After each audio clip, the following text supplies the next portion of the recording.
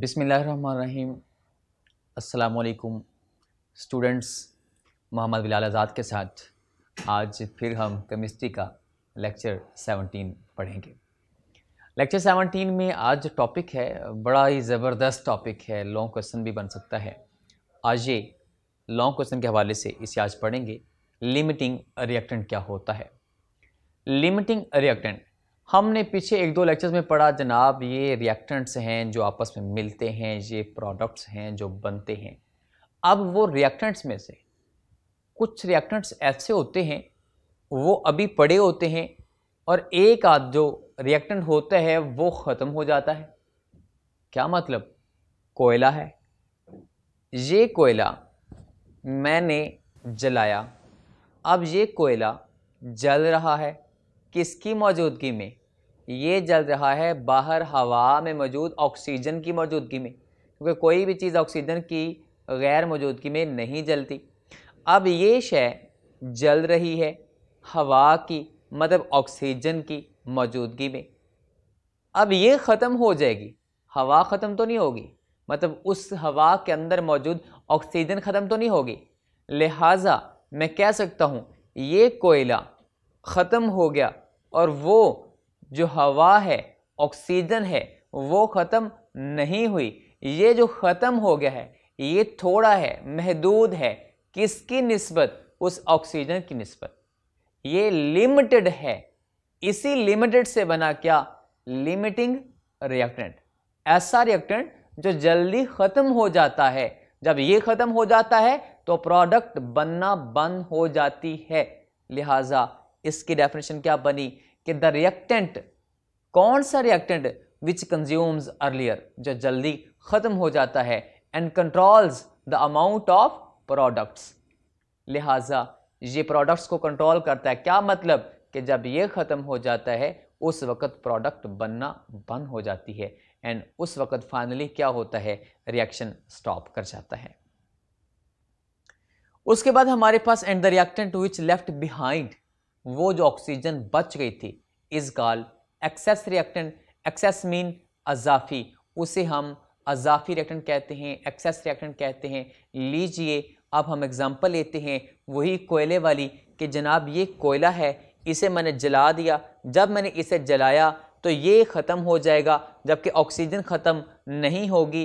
वो oxygen access है, वो अजाफी है, जबकि ये थोड़ा है, लिमिटेड है। लिहाजा इसका नाम क्या हुआ? कोयले का नाम क्या हुआ? Limiting reactant.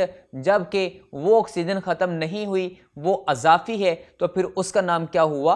अजाफी access reactant. इसके बाद हम एक और एग्जांपल देखते हैं। H2O2 दोनों को मिलाया तो क्या बना? 2H2O, वाटर बना। तो ये हमारे पास 2 मोल है, किसके? हाइड्रोजन के।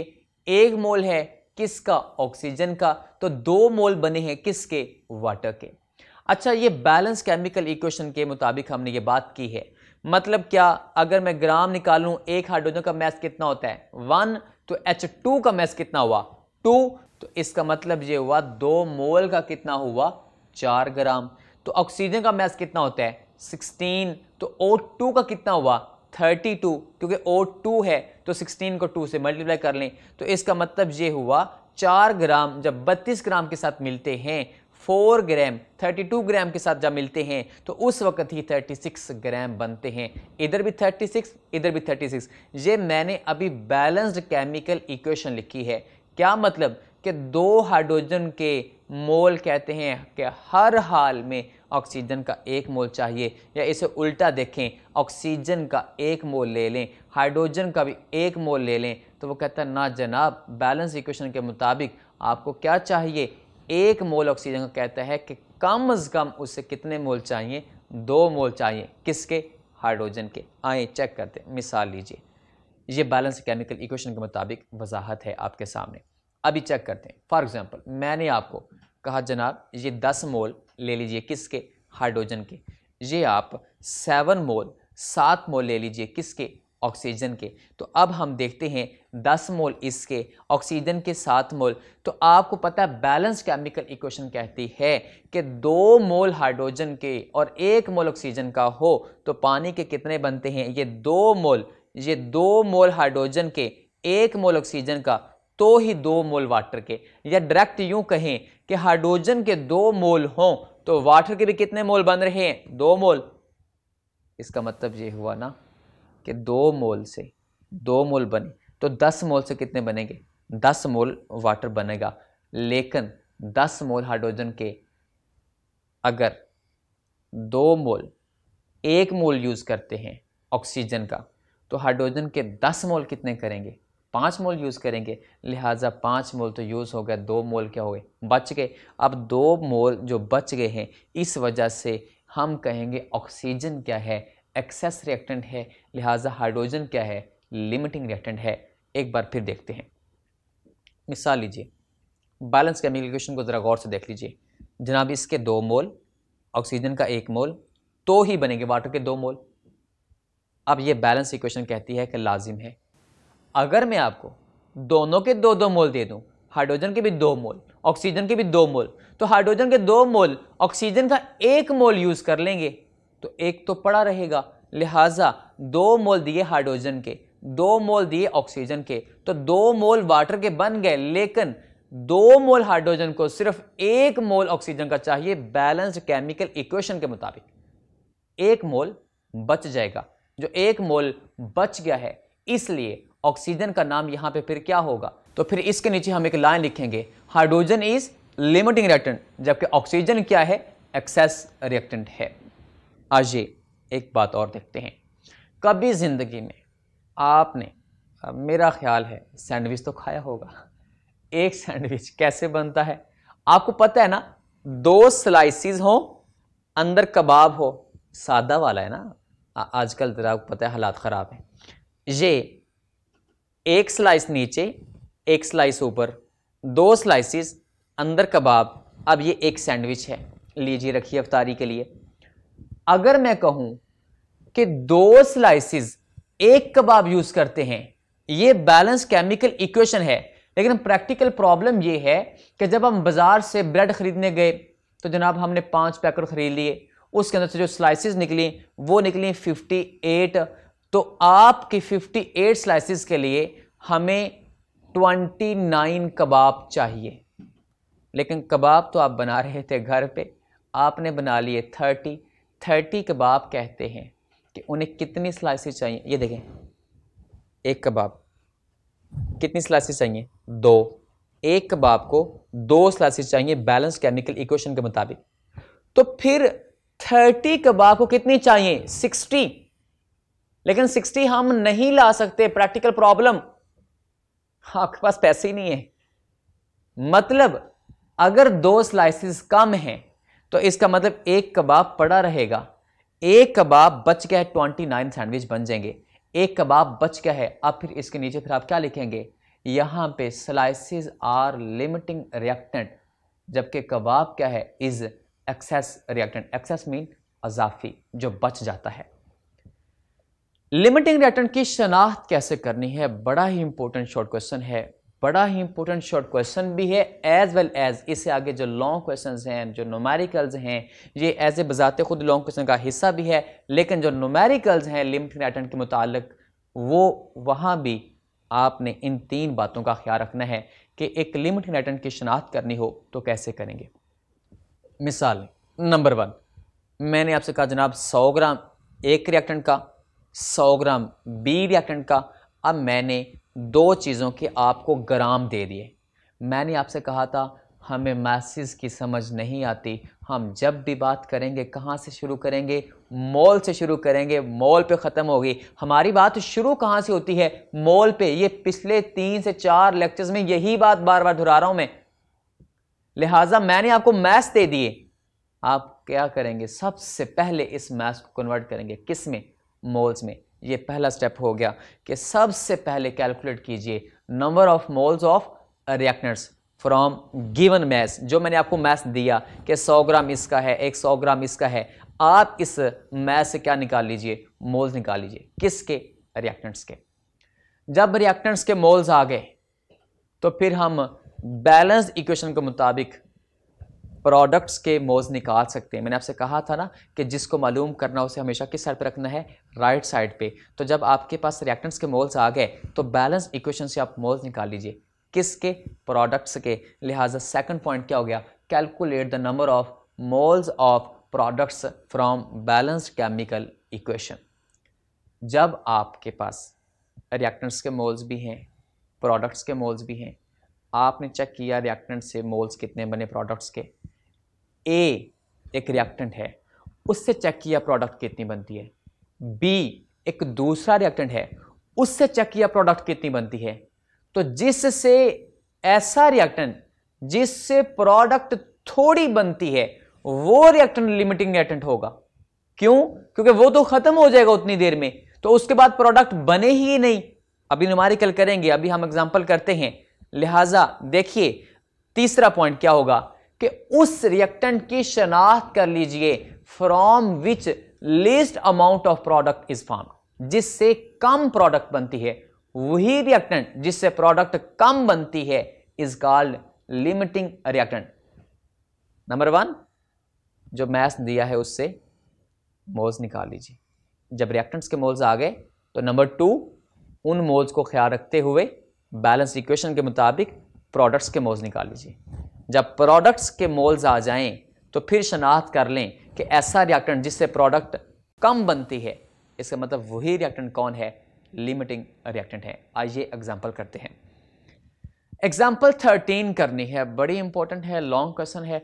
याद रहे मैंने आपको पिछले भी कुछ लेक्चर्स में बताया कि कुछ अरसा दराज तक हमारे पास लॉन्ग क्वेश्चन न्यूमेरिकल ही आता था फर्स्ट चैप्टर से, लेकिन पिछले साल बोर्ड ने कहा नहीं जनाब इसमें से थ्योरी भी आ सकती है, चैप्टर 3 में से न्यूमेरिकल आया।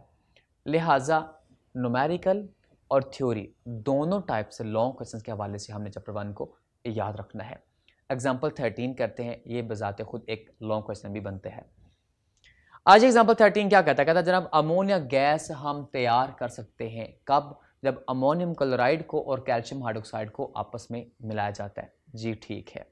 उसके बाद कहता है जनाब 100 ग्राम दे दिया मैंने दोनों का, अमोनियम क्लोराइड का भी 100 ग्राम, उसके बाद कैल्शियम हाइड्रोक्साइड का भी 100 ग्राम। अब आपको इस जहन में वो बात आई ना कि सवाल वाला हमें अक्सर क्या करता है, मैसेज दे देता है, तो वो पहला स्टेप हम सबसे पहले लगाएंगे। अभी हमारे पास देखते हैं कि 100 ग्राम दोनों का दे दिया है, पूछा क्या है, ये इक्वेशन लिख दी मैंने आपके सामने क्योंकि इतनी बात के लिए इक्वेशन मुकम्मल हो गई है।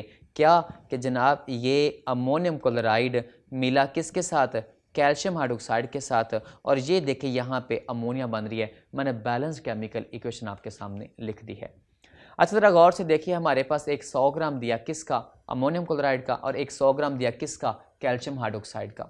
अभी हम देखते हैं कि कितनी अमोनिया बनी है, ये मालूम करना है, और इसके बाद हमने चेक करना है कि वो जो लिमिटिंग रिएक्टेंट है वो तो है ही है, तो जो बच गया है वो कितना बच गया है। आए चेक करते हैं। सबसे पहले चेक करते हैं जनाब अमोनिया कितनी बनेगी। 100 ग्राम दे दिया गया दोनों का, ये बैलेंस केमिकल इक्वेशन लिखी है, और दोनों रिएक्टेंट्स के ऊपर लिखा हुआ है 100 ग्राम। क्या मतलब, वो उसका भी 100 ग्राम और उसका भी 100 ग्राम। अब हम देखते हैं कि मोलर मैस अमोनियम क्लोराइड का। अच्छा मैंने आपसे कहा था कि पहला स्टेप क्या था भला, याद रखना है, नंबर 1 फाइंड करना है क्या, number of moles of reactants from given mass, फिर find the number of moles of products. लिहाजा पहला स्टेप क्या, ये जो मैस दिया गया है 100 ग्राम, इसकी हमें समझ नहीं आती, हमारी बात शुरू होती है मोल से। लिहाजा सबसे पहला स्टेप क्या करें, इस मैस से मोल्स निकाल लीजिए। नंबर 1 वो आइडेंटिफिकेशन के पॉइंट्स आपके ज़हन में होने चाहिए। मोल्स निकालते हैं जनाब, दोनों का मोलर मैस भी हमें पता है, मोलर मैस मैंने आपके सामने लिख दिया, वो आपको काफ़ी दफ़ा कई लेक्चर्स में सिखाया है कैसे ड्राइव करते हैं। कैल्शियम का मैस आपके लिए थोड़ा सा नया है, पहले 1-2 दफ़ा यूज़ हुआ है, 40 होता है, ये अपने याद रखना है। क्लोरीन का जो होता है 35.5 याद रखना है। लें मैस कितना दोनों का, 100 ग्राम, मोलर मैस भी दोनों का पता लग गया। आए हम नंबर ऑफ मोल्स निकाल के दोनों के अपने पास रख लेते हैं, क्योंकि मैस की बात हमें समझ नहीं आती। आज ये नंबर ऑफ मोल्स फाइंड करते हैं। सबसे पहला सवाल है जनाब अमोनिया निकालनी है, तो अमोनिया निकालने के लिए सबसे पहला हमारा काम क्या है, मोल से बात शुरू करेंगे। मोल्स निकालते हैं जनाब। दोनों के मोल मैंने आपके सामने निकाल दिए हैं। ज़रा चेक करें, अमोनियम क्लोराइड का एक 100 ग्राम दिया गया था, मैंने मोलर मैस पे डिवाइड कर दिया, मोल्स आ गए। हमें कैल्शियम हाइड्रोक्साइड का एक 100 ग्राम दिया गया था, मैंने मोलर मैस पे डिवाइड कर दिया, जनाब मोल्स आ गए। लिहाजा पहला स्टेप हो गया आइडेंटिफिकेशन का कि number of moles of reactants find करने थे, किससे? From the given mass. अब हम दूसरा स्टेप अप्लाई करते हैं कि बैलेंस्ड केमिकल इक्वेशन का ख्याल रखते हुए प्रोडक्ट्स के मोल्स निकालते हैं। आए निकालते हैं। पहले निकालेंगे जनाब अमोनियम क्लोराइड से निकालते हैं कि कितनी प्रोडक्ट बनेगी, फिर कैल्शियम हाइड्रोक्साइड से निकालते हैं कि कितनी प्रोडक्ट बनती हैं। दोनों से 1 बाई 1 करके निकालते हैं। आए चेक करते हैं। अमोनियम क्लोराइड और कैल्शियम हाइड्रोक्साइड के जो मोल्स निकले हैं वो पता होने चाहिए कितने हैं। अमोनियम क्लोराइड के मोल्स अभी जो 100 ग्राम, जो हमें सवाल वाले ने कहा था कि एक 100 ग्राम उसके और एक 100 ग्राम उसके, और इसका मतलब ये हुआ 1.87 मोल्स, और कैल्शियम हाइड्रोक्साइड के 1.35 मोल। ये अब आपके ज़हन से नहीं निकलने चाहिए। ये सवाल वाले ने हमें मैथ दिया था, हमने उस मैथ से क्या निकाल लिए? मोल्स निकाल लिए। दूसरा स्टेप अप्लाई करते हैं। लिहाजा ammonium chloride balance chemical equation के मुताबिक 2 मोल हों तो अमोनिया के भी 2 मोल बनते हैं। 2 मोल से 2 मोल बने तो 1 मोल से 1 मोल बनेगा। तो असल में अमोनियम क्लोराइड के सवाल वाले ने जो 100 ग्राम दिया था उसमें मोल्स हैं कितने? जो हमें दिया गया है एक 100 ग्राम, इसमें मोल्स हैं कितने? वो अभी बताया 1.87। तो अगर 1 मोल से 1 मोल बनता है, 2 मोल से 2 मोल बनते हैं, तो 1.87 से कितने मोल्स बनेंगे अमोनिया के? 1.87 ही बनेंगे। लिहाजा हमने चेक कर लिया कि अमोनियम क्लोराइड से प्रोडक्ट कितनी बनेगी। अब चेक करते हैं कैल्शियम हाइड्रोक्साइड से कितनी बनेगी। कैल्शियम हाइड्रोक्साइड से कंपेयर किया, बैलेंस केमिकल इक्वेशन के मुताबिक 1 मोल से 2 मोल बनते हैं, तो 1.35 मोल, वो जो सवाल वाले ने दिया था मैथ, उसके अंदर मोल्स थे कितने? अभी निकाल के आए थे पीछे 1.35। अच्छा, अगर बैलेंस केमिकल इक्वेशन कहती है कि 1 मोल से 2 मोल अमोनिया के बनेंगे, तो 1.35 मोल से कितने बनेंगे? उस 1.35 को 2 से क्या कर दीजिए? मल्टीप्लाई कर दीजिए, तो जवाब आ गया 2.70। लिहाजा अमोनियम क्लोराइड से चेक किया अमोनिया कितनी बनती है। उसके बाद हमने कैल्शियम हाइड्रोक्साइड से चेक किया अमोनिया कितनी बनती है। चेक करें जरा दोनों का जवाब। 1.87 मोल थे किसके? अमोनियम क्लोराइड के। उससे अमोनिया बनती थी, कितनी बनती थी? 1.87 मोल थी।